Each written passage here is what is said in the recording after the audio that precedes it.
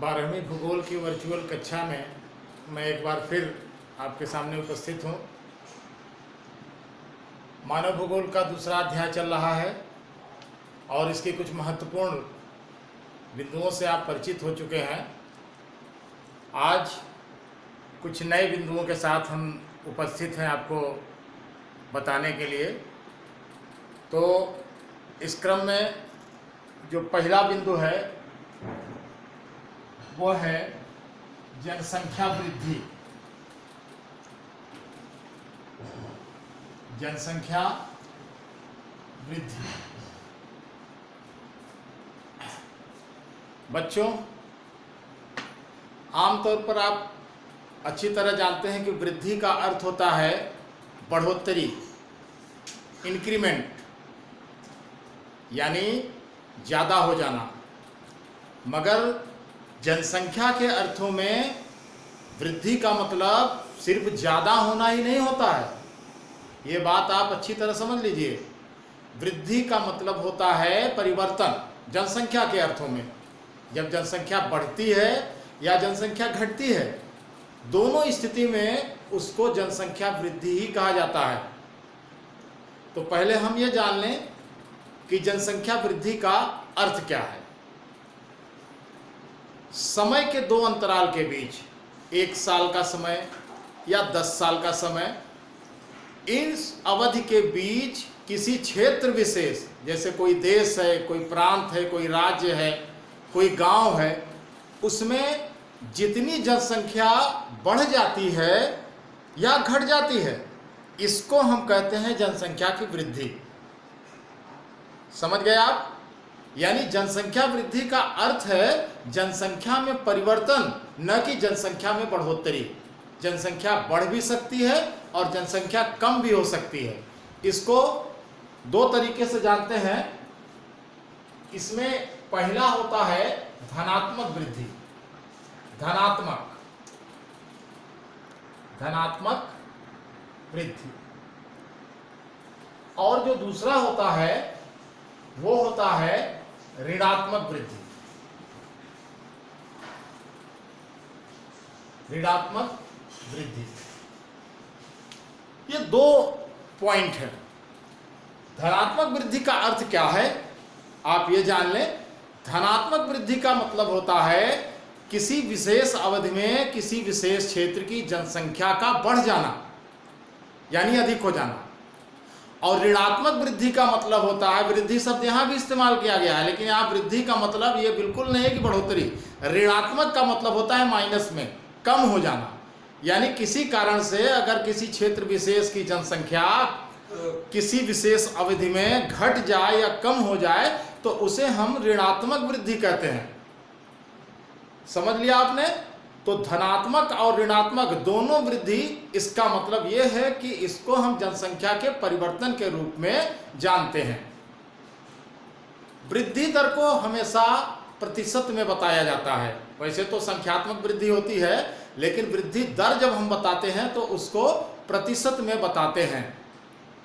हम आपको एक उदाहरण के माध्यम से समझाते हैं वृद्धि दर का मतलब। भारत में सन 2001 की जनसंख्या लगभग 103 करोड़ थी। कितनी थी? 103 करोड़। और 2011 में जो जनसंख्या की गणना हुई उसके मुताबिक भारत की जनसंख्या थी 121 करोड़। तो इसकी कितनी वृद्धि हुई जनसंख्या में? आप आसानी से बता सकते हैं। 121 करोड़ में से 103 करोड़ को आप घटा देंगे, इससे आएगा 18 करोड़। यानी इस दशक में, दशक का मतलब 10 साल होता है, तो 2001 से 2011 के बीच भारत की जनसंख्या में कुल 18 करोड़ की बढ़ोतरी हुई। तो अब आप बताइए ये वृद्धि धनात्मक है कि ऋणात्मक है? जी हाँ, ये वृद्धि धनात्मक है। अगर यही किसी कारण से जनसंख्या 10 साल में कुछ कम हो गई होती तो जितनी कम होती उसको हम उसकी ऋणात्मक वृद्धि कहते। समझ लिया आपने? तो बहुत आसान है इसको समझ लेना। अब हम बताते हैं कि धनात्मक वृद्धि और ऋणात्मक वृद्धि होती क्यों है। धनात्मक वृद्धि जनसंख्या की, यानी कि जन्म दर के अधिक होने और मृत्यु दर के अधिक होने के कम होने के कारण होती है। अगर कहीं पे जन्म लेने वालों की संख्या ज़्यादा है, मृत्यु प्राप्त करने वालों की संख्या कम है, तो वहाँ पर धनात्मक वृद्धि होगी। अगर इसका उल्टा हो जाए, यानी किसी कारण से किसी क्षेत्र विशेष में किसी विशेष अवधि में ज़्यादा लोग मर जाएं और पैदा होने वालों की संख्या कम हो जाए, तो इसका मतलब उस क्षेत्र में ऋणात्मक वृद्धि होती है। एक और तीसरा कारण भी है जो जनसंख्या को घटाता बढ़ाता है, वो है जनसंख्या का प्रवास। प्रवास का मतलब होता है लोगों का किसी क्षेत्र से दूसरे क्षेत्र में चले जाना या किसी अन्य क्षेत्र से उस क्षेत्र में आकर बस जाना, इसे हम प्रवास कहते हैं। प्रवास दो प्रकार का होता है, जिसके बारे में हम आगे बात करेंगे। पहले हम अब दूसरे घटक की तरफ, दूसरे बिंदु की तरफ चलते हैं, और वो दूसरा बिंदु है जनसंख्या परिवर्तन के घटक। ये दूसरा बिंदु जो है वो है जनसंख्या परिवर्तन के घटक। ये क्या है, अब इस पर हम लोग चर्चा करते हैं। जनसंख्या परिवर्तन के घटक अभी अभी मैंने बताया। जनसंख्या परिवर्तन यानी जनसंख्या में बढ़ोतरी या जनसंख्या में कमी आना, इन दोनों के पीछे वही तीन कारण जो अभी अभी मैंने बताया था, वही है जनसंख्या परिवर्तन के घटक। कौन से घटक मैंने बताया आपको? एक है जन्म दर, दूसरा है मृत्यु दर, और तीसरा है प्रवास। अब हम आपको बताते हैं जन्म दर का क्या अर्थ है, और मृत्यु दर का क्या अर्थ है, और प्रवास का क्या अर्थ है। तीनों को आप अच्छी तरह समझ लीजिए। जन्म दर का मतलब क्या है? पहला है आपका जन्म दर, दूसरा आपका है मृत्यु दर, और तीसरा पॉइंट आपका है प्रवास। ये वो तीन घटक है, ये तीन कारण है जिनकी वजह से जनसंख्या में किसी क्षेत्र के परिवर्तन होता है। पहले हम जन्म दर की बात करें तो सीधा साधा इसका अर्थ है कि किसी क्षेत्र विशेष में किसी वर्ष यानी किसी अवधि में 1000 स्त्रियों द्वारा जो बच्चे पैदा किए जाते हैं, जो जीवित होते हैं। हो सकता है 1000 से ज़्यादा बच्चे पैदा होते हों, 1000 स्त्रियों द्वारा ज़्यादा बच्चे पैदा होते हों, लेकिन उनमें से बहुत से मर जाते हैं। तो जो मर जाते हैं उनकी संख्या को हटा दिया जाता है।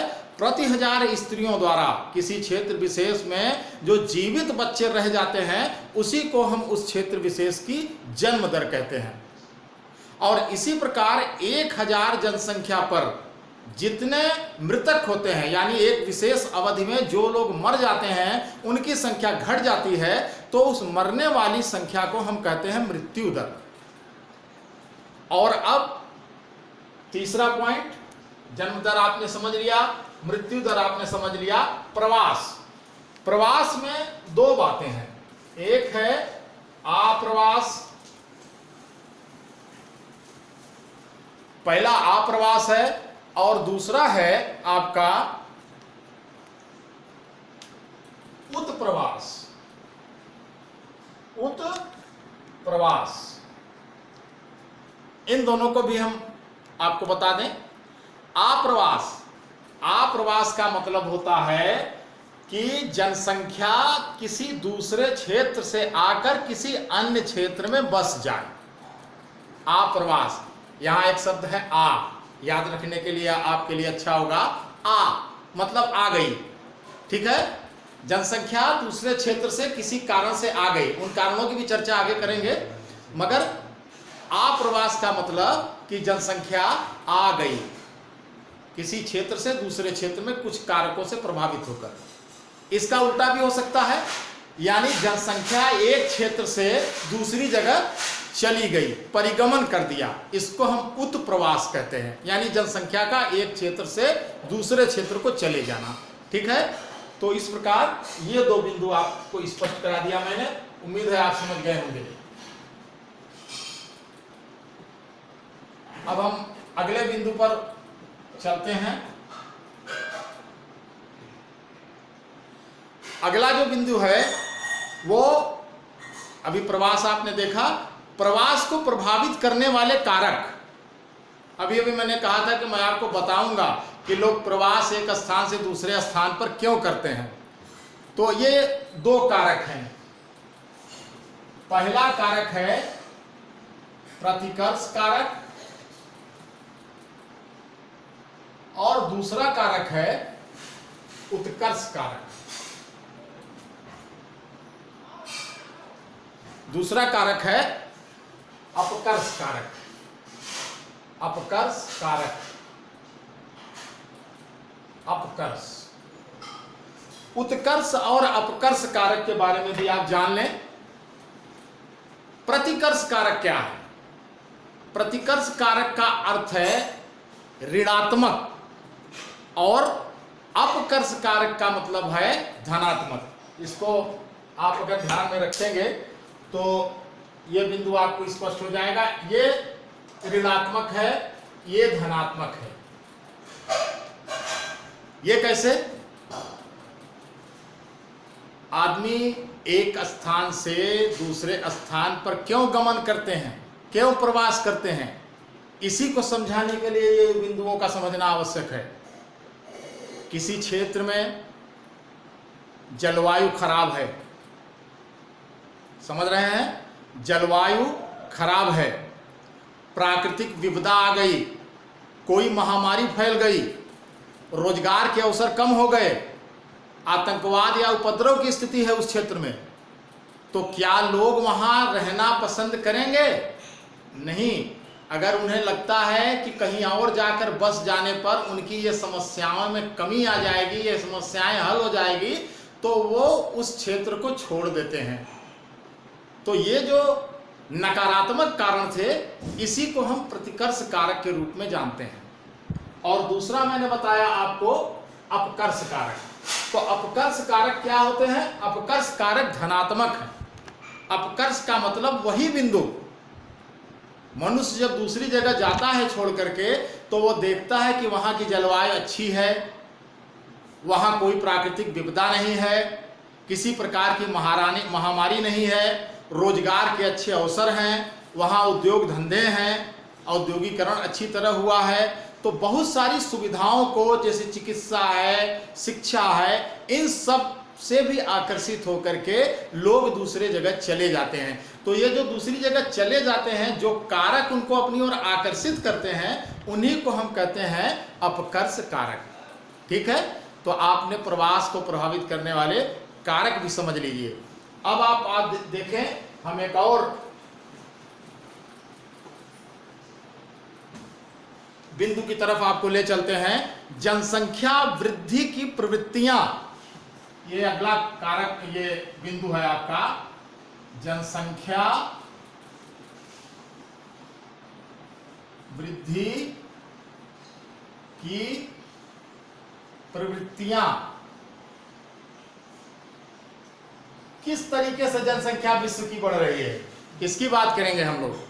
जनसंख्या वृद्धि की प्रवृत्तियों में हम ये बात करेंगे कि जनसंख्या किस तरीके से किस प्रकार से तेजी से या धीरे धीरे बढ़ रही है, इसका हम देखेंगे। तो मैं आपको बताना चाहूंगा बच्चों, जनसंख्या यानी मनुष्य ने जब पृथ्वी पर जन्म लिया, वहां से उसको 1 करोड़ होने में 10 लाख साल लगे। कितने? 10 लाख साल। पहला व्यक्ति जब पैदा हुआ, वहां से जनसंख्या 1 करोड़ होने में 10 लाख साल लगे, और 5 से 6 अरब होने में कितना लगे? केवल 12 साल। कल्पना कीजिए, 5 से 6 अरब होने में जनसंख्या को केवल 12 साल लगे, जबकि 1 से 1 करोड़ होने में 10 लाख साल लगे थे। इतनी तेजी के साथ जनसंख्या बढ़ रही है। इस समय हमारे पूरी दुनिया की जनसंख्या लगभग 800 करोड़ है। यहाँ तक पहुँचने में कई 100 साल लगे हैं, यानी कई शताब्दियाँ लगी हैं। तो ये आरंभ में तो धीरे धीरे बढ़ी, बहुत धीरे धीरे। एक दशक ऐसा भी आया कि जनसंख्या थोड़ी सी कम हो गई, लेकिन इधर 150 सालों में जनसंख्या ने रिकॉर्ड तोड़ बढ़ोतरी हुई है। आश्चर्यजनक तेजी के साथ जनसंख्या बढ़ी है। तो हम आपको एक डायग्राम के माध्यम से समझाते हैं। वो डायग्राम बाकायदा आपकी पुस्तक में बना हुआ है, आप एक बार देख लें। मैं बस ऐसे रफली इसको दिखाता हूं आपको कि 1200 ईस्वी में, 1200 से अगर हम 1600 ईस्वी तक की बात करें तो जनसंख्या इस तरीके से आई। थोड़ा यहां हम और आपको बता दें कि थोड़ा सा ये कम हो गई। ये 1200 है और ये 1600 ईस्वी है, यहां जनसंख्या कम हो गई। इसके बाद 1700 आया तो जनसंख्या देखिए इस तरह गई। 1800 में जनसंख्या ऐसे हो गई, ये 1800। 1900 में जनसंख्या ऐसे हो गई और 2000 में इस तरीके से। अब आप देखिए कि जनसंख्या पहले कितनी धीमी गति से बढ़ रही थी, उसके बाद अचानक उसने तेजी के साथ ऊंचाई पकड़ ली। इसका अर्थ यह हुआ कि जनसंख्या के बढ़ने की यानी वृद्धि की जो प्रवृत्ति है वो शुरुआत में बहुत धीमी है, लेकिन आगे जाकर के वो बहुत तेजी के साथ, पूरे रफ्तार के साथ ऊंचाइयां छू रही है। इसलिए एक इधर 150 सालों में जनसंख्या ने रिकॉर्ड तोड़ बढ़ोतरी की है।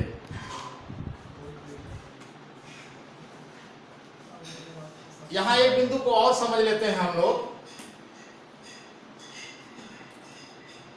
एक बिंदु और समझते हैं, जनसंख्या के दुगना होने की प्रवृत्ति। इससे आप और अच्छे ढंग से जनसंख्या वृद्धि की प्रवृत्ति को समझ लेंगे। दुगना होने की क्या स्थिति थी। अब आप देखिए 50 से 100 करोड़ दुगनी हो गई। इसमें कितने साल लगे? जब जनसंख्या 50 करोड़ थी उसको 100 करोड़ होने में 154 वर्ष लगे। कितने लगे? 154 वर्ष। अब 100 करोड़ से 200 करोड़ फिर दुगनी हो गई। इसमें कितने लगे? इसमें 123 वर्ष लगे। वर्ष और कम हो गए, यानी तेजी से जनसंख्या बढ़ी, लेकिन अभी उतनी तेजी नहीं है। अब आप देखें 200 से 400 करोड़, यहां तक जनसंख्या को दुगना होने में कितना समय लगा? 47 वर्ष। आप प्रवृत्ति को देखते जाइए। अब आया आखिरी दुगना 400 से 800 करोड़, जो और वर्तमान में जनसंख्या है। इसको दुगना होने में 51 वर्ष लगे। हैरत हो रही है,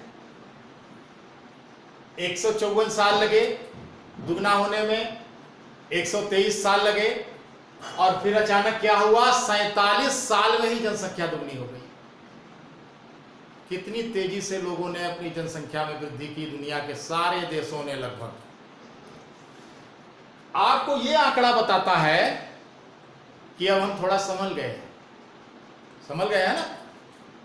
400 से 800 करोड़ आने में 47 के बजाय 51 वर्ष लगे। अगर यह 47 के नीचे चला जाता तो इसका मतलब और अशातीत वृद्धि देखने को मिलती हमको।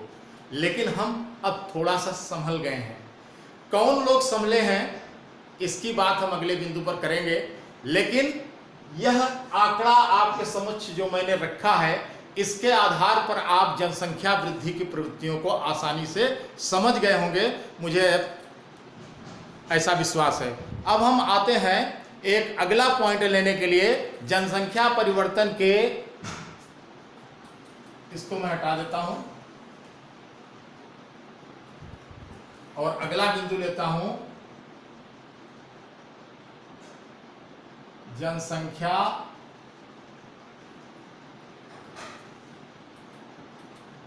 परिवर्तन के स्थानिक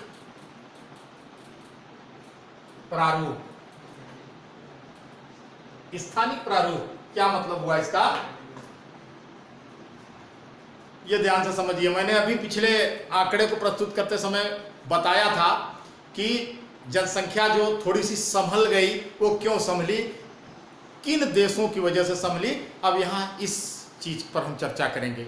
जनसंख्या परिवर्तन के स्थानिक प्रभाव का अर्थ क्या है? देखिए,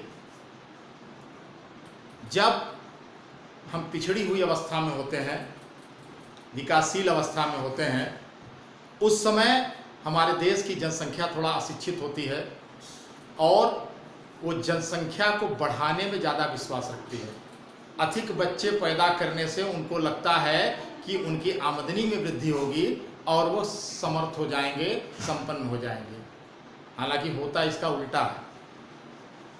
जबकि विकसित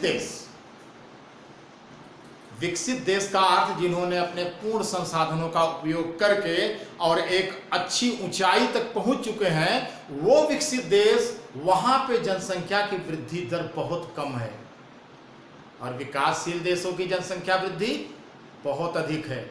यद्यपि जैसे जैसे लोग स्थितियों को समझ रहे हैं, जैसे जैसे लोग शिक्षित हो रहे हैं, जैसे जैसे समाज में बदलाव आ रहा है, लोगों ने समझ लिया है कि जनसंख्या को अधिक बढ़ाना हित में नहीं है। इसलिए धीरे धीरे जनसंख्या वृद्धि में कमी आ रही है और वो कमी आपके पिछले आंकड़े में आपको देखने को मिली होगी कि किस तरीके से जनसंख्या के 400 से 800 करोड़ होने में थोड़ा ज़्यादा वक्त लगा, जनसंख्या के 200 से 400 करोड़ होने में। अब हम बात करें अगर महाद्वीपों के संदर्भ में, तो एशिया आप जान ही रहे हैं दुनिया का सबसे बड़ा महाद्वीप है और ज़्यादातर विकासशील देश भी इसी में है। एशिया में अब आप अंतर समझ लीजिए, यहाँ एक बहुत दिलचस्प आंकड़ा आपको देने जा रहा हूं। एशिया में 1% प्रतिवर्ष की दर से जनसंख्या बढ़ रही है। 1% प्रतिवर्ष की दर से जनसंख्या बढ़ रही है और यूरोप में 0.1%। यूरोप के जितने भी देश हैं आप जानते हैं सब विकसित देश हैं। कितना बड़ा डिफरेंस है।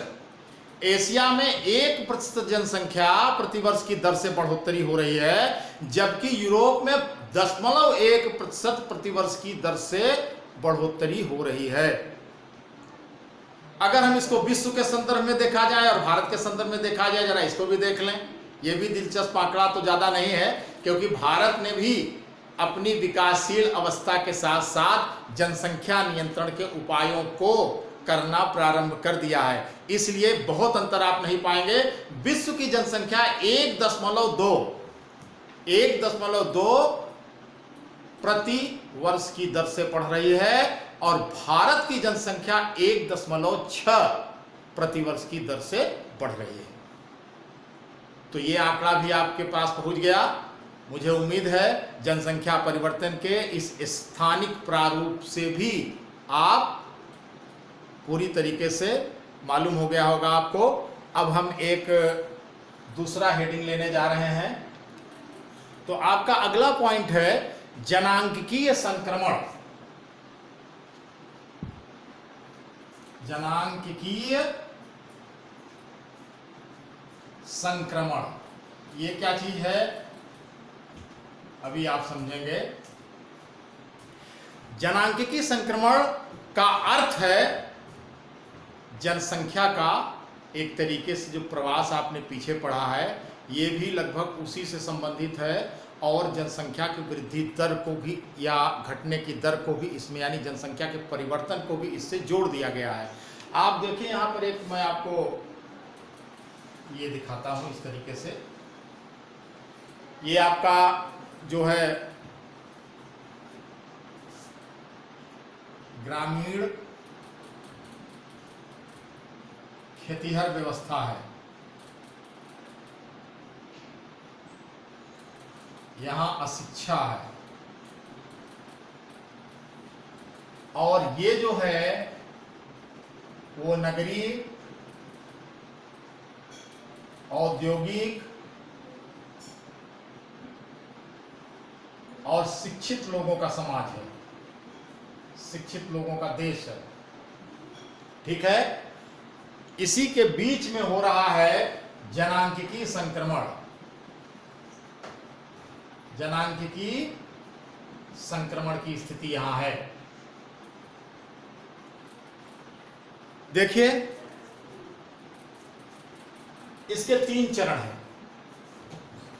जनांकीय संक्रमण के 3 चरण हैं। पहला चरण ये है, दूसरा चरण ये है और तीसरा चरण ये है। पहले चरण में क्या होता है, ध्यान दीजिए।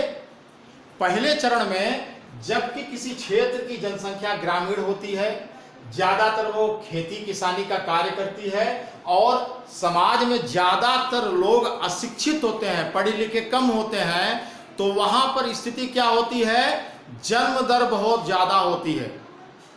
जन्म दर बहुत ज्यादा होती है, लोग बच्चे ज्यादा पैदा करते हैं। लेकिन एक फैक्ट ये भी है, एक सच ये भी है कि जनसंख्या के ये मतलब जैसे जैसे जनसंख्या की वृद्धि दर बढ़ती है, जन्म दर के साथ मृत्यु दर भी उसी तेजी के साथ बढ़ती है। यानी यहां जन्म दर भी उच्च होती है और मृत्यु दर भी उच्च होती है। ऐसा क्यों? जन्म दर इसलिए उच्च होती है क्योंकि ये लोग अशिक्षित होते हैं।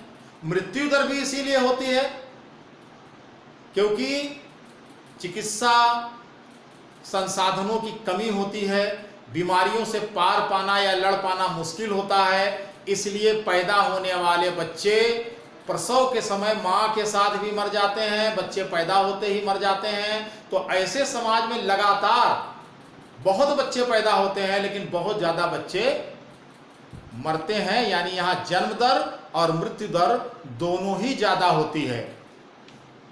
जब जनांकिकी संक्रमण की स्थिति आती है, मनुष्य थोड़ा सा विकसित होने लगता है, थोड़ा शिक्षा से दूर होने लगता है, थोड़ा कृषि के साथ औद्योगिक धंधों की तरफ अग्रसर होता है, साथ ही साथ वो थोड़ा सा ग्रामीण पृष्ठभूमि से नगरीय पृष्ठभूमि की तरफ आगे बढ़ता है।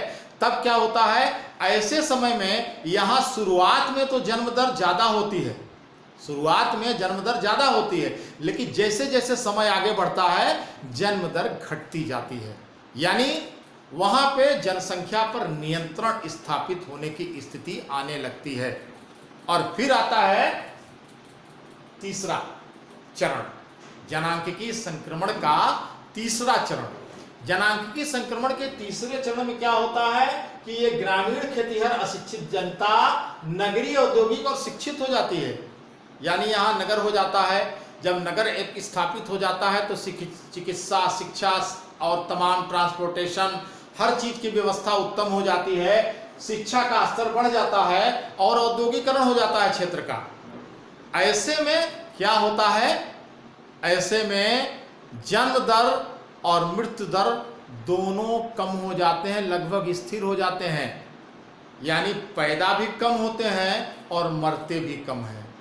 ऐसे में क्या होता है कि जनसंख्या वहाँ की स्थिर हो जाती है या उसके बढ़ने की गति बहुत मंद हो जाती है।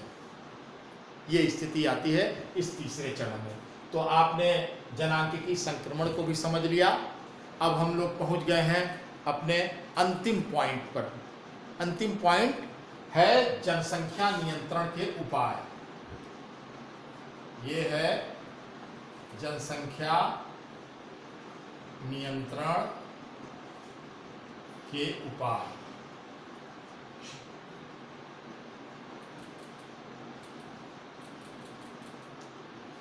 क्या उपाय है किसी भी देश की जनसंख्या को नियंत्रण करने के लिए? इसके लिए मुख्य उपाय है शिक्षित होना, लोगों के अंदर जनसंख्या कम करने के लिए जागरूक होना और परिवार नियोजन कार्यक्रमों में रुचि लेना, गर्भ निरोधक जो भी कार्यक्रम चलाए जाएं उसमें रुचि लेना और जनसंख्या पर नियंत्रण स्थापित करना। ये तीन महत्वपूर्ण नियंत्रण के उपाय हैं जिसमें से शिक्षा बहुत बड़ा भूमिका निभाती है। मैं आपको एक उदाहरण के माध्यम से इसको समझाना चाहता हूँ। एक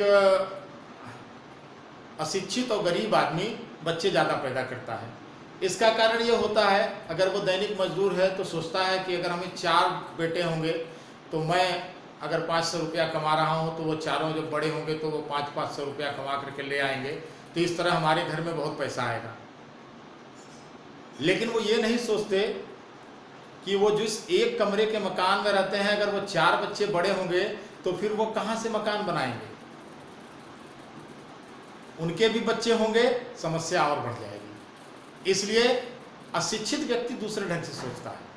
इसी प्रकार मान लीजिए एक किसान है, उसके 4 बच्चे पैदा होते हैं, उसके पास 4 हेक्टेयर भूमि है। अब वो 4 हेक्टेयर भूमि अपने चारों बच्चों को 1-1 हेक्टेयर बांट देता है, खेती करते हैं वो सब, किसी तरह गुजारा चल जाता है। जब तक किसान अकेला था 4 हेक्टेयर भूमि थी, 4 बच्चे पैदा हुए, 1-1 हेक्टेयर भूमि बढ़ गई भूमि। अब उन चारों बच्चों को भी अगर 4-4 बच्चे हो गए तो फिर भूमि कितने हेक्टेयर बची, कितने में वो खेती करेंगे और कैसे काम चलाएंगे। तो क्या करते हैं कि मजबूरन अपनी भूमि को बेच करके और आ करके शहरों में मजदूरी करते हैं, रिक्शा चलाते हैं। इस तरीके से उनके समक्ष घोर गंभीर कठिनाइयां पैदा होती हैं और ये सब कारण अशिक्षा के कारण होता है। अगर वो शिक्षित होते, अगर इस बात को समझते कि नहीं हम एक हैं, हम एक ही बच्चा पैदा करेंगे, तो ये नौबत बिल्कुल नहीं आती। तो इस प्रकार शिक्षा बहुत महत्वपूर्ण भूमिका निभाती है। इसी प्रकार शिक्षा से ही आदमी जागरूक होता है। जब जागरूक होगा, लोगों को समझाएगा, तो लोगों के समझाने से धीरे धीरे स्थितियां बदलेगी और लोग अपने परिवार को नियंत्रित करने का प्रयास करेंगे। साथ ही साथ परिवार नियोजन कार्यक्रमों को गंभीरता से अपनाएंगे तो निश्चित रूप से जनसंख्या पर नियंत्रण होगा। भारत की जनसंख्या, चीन की जनसंख्या दुनिया में जानते हैं पहले और दूसरे और पहले नंबर पर है और ये तेज़ी से बढ़ रही है। तो हमारा भी कर्तव्य बनता है कि हम इस कार्य को करें, क्योंकि ऐसा करने से हम अपने देश हित का कार्य करते हैं। तो मैं इसी के साथ ये दूसरा लेसन समाप्त करता हूँ और मैं अब आपको इस लेसन का क्वेश्चन आंसर गृह कार्य के रूप में और कक्षा कार्य के रूप में भी भेज रहा हूँ। आप उसको देखें और अभी समय है, आप आसानी से बैठ करके उसको हल करें। मैं एक बात आपको बताना चाहता हूँ कि अब से जो मैं आपको क्लास वर्क यानी कक्षा कार्य दूंगा, वो कक्षा कार्य पिछले लेसन का मैंने अपने हस्तलेख में आपको उपलब्ध कराया था। अब मैं आपको एक छपी छपाई पुस्तक का अंश, जिसमें कि आपकी पुस्तक के अभ्यास प्रश्न पूरी तरह हल किए हुए हैं, वो भेजूंगा। आप उसको अपनी कक्षा कार्य यानी कि क्लास वर्क की कॉपी में उतार लेंगे और दूसरी कॉपी में आपको जो मैं प्रश्न दूंगा किताब से छांट करके, वो आप होमवर्क की कॉपी में उतार लेंगे। ठीक है, तो चलिए इस लेसन को समाप्त करते हैं और आगे तीसरे लेसन के साथ हम फिर आपसे मिलेंगे। धन्यवाद।